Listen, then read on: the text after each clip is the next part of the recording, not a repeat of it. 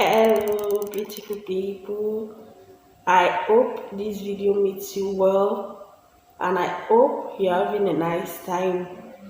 In today's lecture, we'll be talking about an evolving society, enhanced recovery after surgery society, which has been bringing us a lot of goodies concerning newer developments in surgical practice, anesthesia practice, and so on.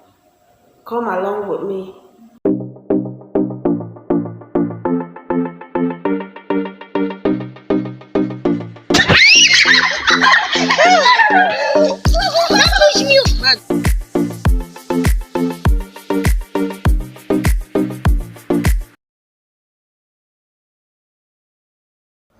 ERAS is enhanced recovery after surgery. The idea was birthed when ERAS Society discovered that there was a great discrepancy between the actual practice and what was already known to be best practice based on literature.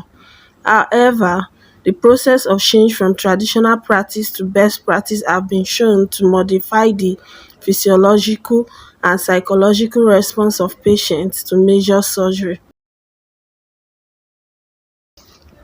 It is worthy to note that ERA's protocols or strategies require a dedicated and organized team effort for their implementation.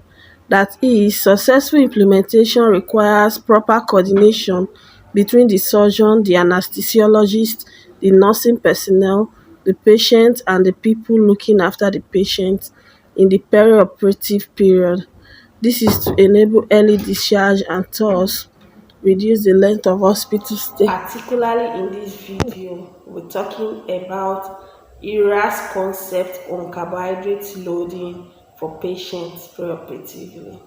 Preoperative fasting is mandatory before general anesthesia for patients to reduce the volume and acidity of gastric content, thereby reducing the risk of regurgitation and pulmonary aspiration of gastric content.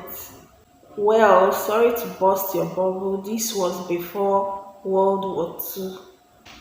Thereafter, in the 90s, patients were placed on nail per hour after midnight. But with the advent of ERAS, another concept was birthed, which is the 8 hours fast before surgery. However, like every other health concept, this has evolved over time into what is currently practiced as current pre-op fasting guidelines in use, which is adopted as 8 hours for solid meal, 6 hours for light meal, 4 hours for breast milk, and 2 hours for clear fluid. Sadly, the prescribed 6 to 8 hours fast is usually prolonged to 12 to 16 hours of fasting, which is not really good for our patient, but this is due to various reasons like limited number of health personnel, limited number of operating suites, and so on. For example, in our hospitals, during the pre-operative assessment period, more than one patient can be booked for 8 a.m. the next day due to limited number of operating suites and limited number of health personnel to attend to these patients. Only a few surgeries can be carried out at exactly 8 a.m., while others will have to wait in the waiting area. Now, evidence-based medicine is saying there are no scientific reasons to keep a patient in prolonged preoperative fasting.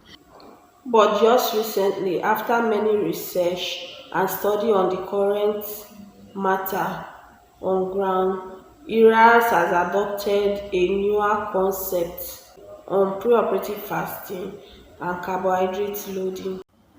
Recent studies have shown preoperative nutritional deficiency to be a strong predictor of a 90 days mortality and poor overall survival, and correction of these nutritional deficiencies either through prolonged enteral or sometimes through a combination of parenteral and enteral nutrition, depending on the severity of the problem, is an important part of preparation for early recovery after surgery. It has been discovered that prolonged preoperative fasting and starvation exerts physiological effects that makes the body find it difficult to heal after surgery. Prolonged preoperative fasting and starvation actually increases the body's metabolic stress, causes hyperglycemia and insulin resistance. That is, prolonged fasting triggers metabolic response that precipitates gluconeogenesis that increases organic response to trauma. Other effects of prolonged fasting include gastric acid secretion, this that causes gastric paresis, as well as other sequelae. Since the body is deprived of the nutrients it requires, when metabolic stress, that is catabolic in quotes, sets in, the body thinks it is time to die. Also, like we all know, hyperglycemia causes delayed wound healing. Wow, the good news now is shorter preoperative fasting time as well as carbohydrate loading is now the new cool, with lots of benefits, which includes but not limited to reduction in insulin resistance, improvement of muscle function by reduction in protein and nitrogen loss, reduction in preoperative hunger, thirst and anxiety, gastric acid washout, reduction in gastrointestinal discomfort post-operatively, and prevention of dehydration, amongst others. However, in line with the new recommendation of clear fluid intake 2 hours up until surgery and anesthesia, patient can now have carbohydrate-rich drink 2 hours, 2 hours before surgery.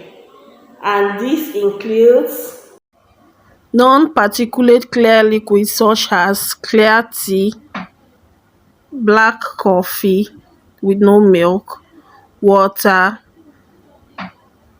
carbonated beverages, and fruit juices with no pulp as preoperative carbohydrate treatment. Any of the just listed commercially available carbohydrate alternative can be used. However, care should be taken and you should ensure that the formulation used is clear and residue-free. It is worthy to note that the recommended drink for Nigeria is She Exotic. The carbohydrate-rich drink should be one containing complex carbohydrate of 12.5%. The summary of it all is that the latest recommended protocol for preoperative fasting is 6 hours before surgery, solid food, bedtime, 800 ml of carbohydrate-rich drink, 2 hours before surgery, 400 ml of carbohydrate-rich drink, up until surgery, water. Someone may be asking, why not milk? Why can't I have milk with my tea? Milk clogs the arteries and forms cheese in the stomach. What are the metabolic effects of fasting and surgery? During fasting, there is a reduction in metabolic rate and the gradual depletion of primary glucose source turn out to become hepatic glycogenolysis. Continuous depletion of the hepatic glycogen store results in hepatic glyconeogenesis and lipolysis with subsequent fatty acid beta oxidation and ketogenesis becoming the main energy sources. In contrast to the reduction in metabolic rate, seen with fasting. The trauma of surgery triggers a neuroendocrine stress response that increases metabolism, resulting in a further hepatic and skeletal muscle glycogen stores, and releases free fatty acids and amino acids from the adipose tissue and skeletal muscles respectively. A key feature of this perioperative shift of metabolism has been found to be the development of insulin resistance, the severity of which is proportional to the degree of surgical trauma.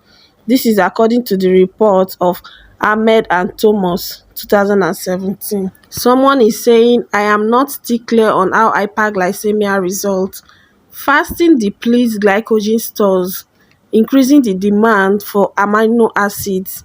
The endocrine response of insulin resistance to fasting is central to the catabolic surgical response, resulting in reduced insulin-stimulated glucose uptake in skeletal muscle and adipose tissue, increased glucose release, and hyperglycemia. Jones et al. 2011. After all these talks, what may come to mind is, can all patients benefit from the preoperative carbohydrate loading? Well, a 2019 study by Sri Lata et al. Stated that carbohydrate loading can be safely used in non-insulin dependent diabetics and in insulin dependent diabetics. A preoperative carbohydrate load has not been shown to result in hyperglycemia or delayed gastric emptying, but requires regular monitoring of blood glucose levels. However, Dr. Tapia in the 2022 Society for Airway Management workshop in Nigeria stated that it is preferable in a patient with a stomach that works, whether trauma, full stomach, chronic esophageal reflux, obese, or diabetic patient. It is worthy to note that Sri Lata's study stated that diabetic patients may present with post-op reactional glycemic crisis.